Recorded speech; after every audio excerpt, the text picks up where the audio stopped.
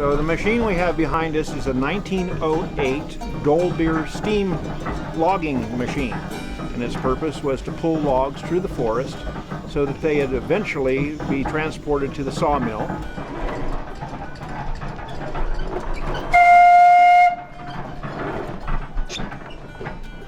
So this steam engine operates essentially by a wood fire boiling a steep kettle full of water, creating steam. It carries a variety of whistles on it, but back in the day really it only had one whistle for purposes of communication within the forest.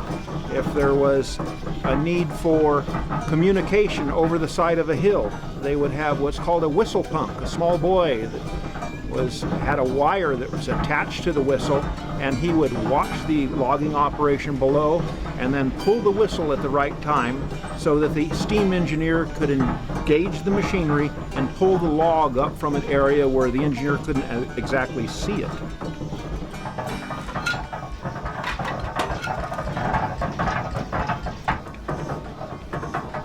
So what we will be doing is a demonstration of how this machine actually moved logs through the forest.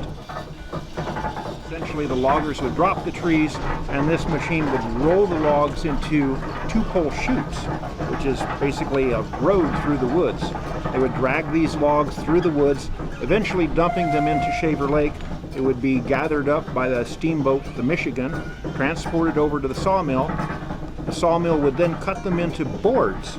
The boards would then be dried, and after a period of time, when they had sufficient buoyancy, they would kick them into the flume. And then the flume was 42 miles long and would reach Clovis 6.5 hours later. At the turn of the century, this was the latest and greatest technology. And so for 108 years old, it's a pretty fascinating machine.